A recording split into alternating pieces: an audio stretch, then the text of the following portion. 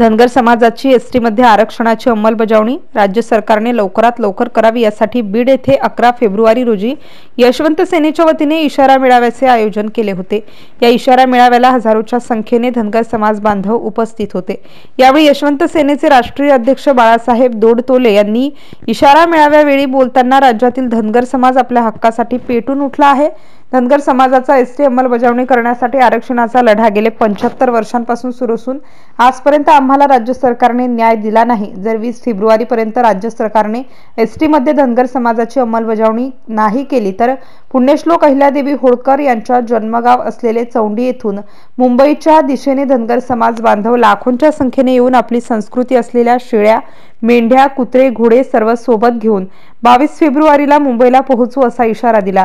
या मेळाव्यासाठी बीड जिल्हा व परिसरातील असंख्य धनगर समाज बांधव प्रामुख्याने उपस्थित होते। MCN न्यूज मराठी करिता परमेश्वर वैद्य, अंबाजोगाई, बीड। हा सगळा धनगर समाज आज पेटून उठलेला आहे।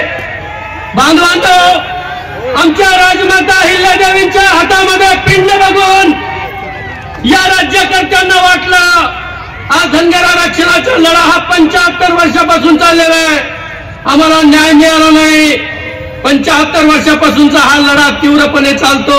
हजारो तरुणांनी आत्महत्या केली, हजारो पिढ्या गारद झाल्या। बांधवांनो, आज त्या लोकांना असं वाटतं मराठा बांधवांना आपल्या नंतर लढा सुरू करून आरक्षण मिळालं आणि आपल्याला मिळालं नाही।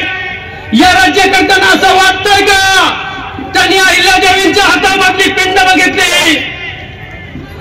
अहिल्यादेवी के हाथों में भगवान शंकर की पिंड देखकर इन्हें लगता है क्या, अरे इन्हें लगता है क्या हम फूल है?